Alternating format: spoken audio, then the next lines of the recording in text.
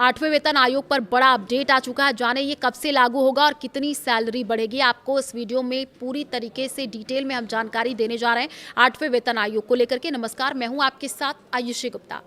देखिए, 8वें वेतन आयोग को लेकर सरकार ने एक बड़ा अपडेट जारी किया है।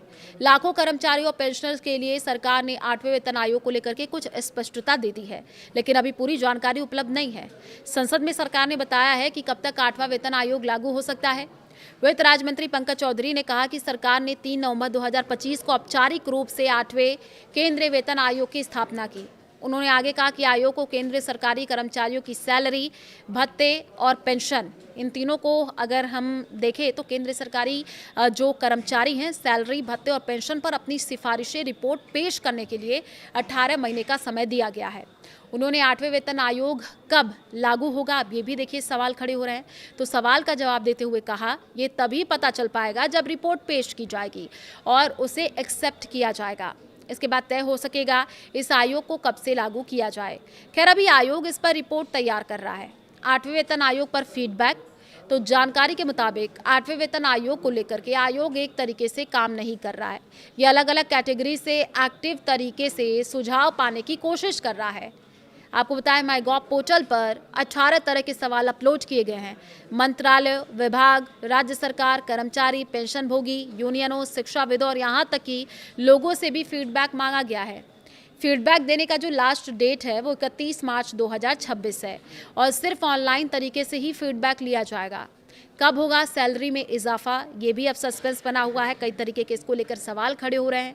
तो सैलरी को लेकर के कहा यह गया है कि 8वां वेतन आयोग लागू होने में भले ही देरी हो जाए, लेकिन 1 जनवरी 2026 से ही इसे प्रभावी माना जाएगा।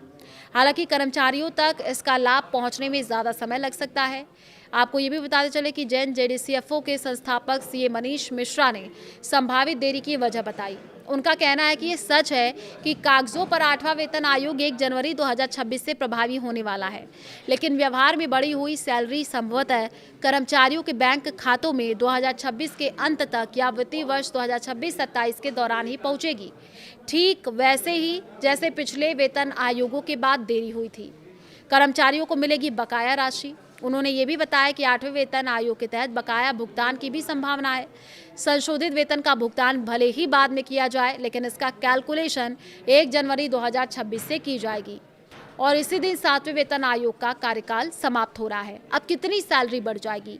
वेतन बढ़ोतरी की अगर हम बात करें तो अभी तक कोई आधिकारिक जानकारी इसे लेकर सामने नहीं आई है, लेकिन शुरुआती अनुमानों से बढ़ोतरी का संकेत मिलता है। Karma management global consulting solution के मैनेजिंग डायरेक्टर और मुख्य विजन अधिकारी प्रतीक वैद ने यह कहा है, उम्मीद पिछले रुझानों और वर्तमान आर्थिक के हिसाब से दिख रही है।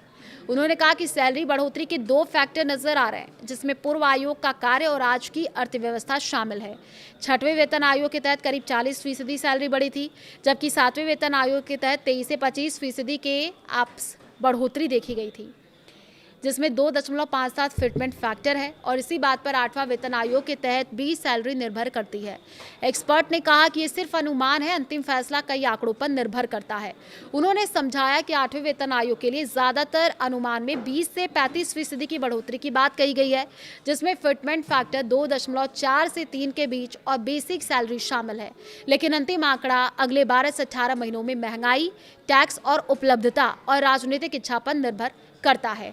तो जो सस्पेंस बना हुआ है 8वें वेतन का आयोग किस तरीके से सैलरी बढ़ेगी, क्या होगा, तो देखिए इस वीडियो में मैंने आपको समझाया। आप क्या सोचते हैं इसको लेकर के कमेंट कर सकते हैं। नमस्कार।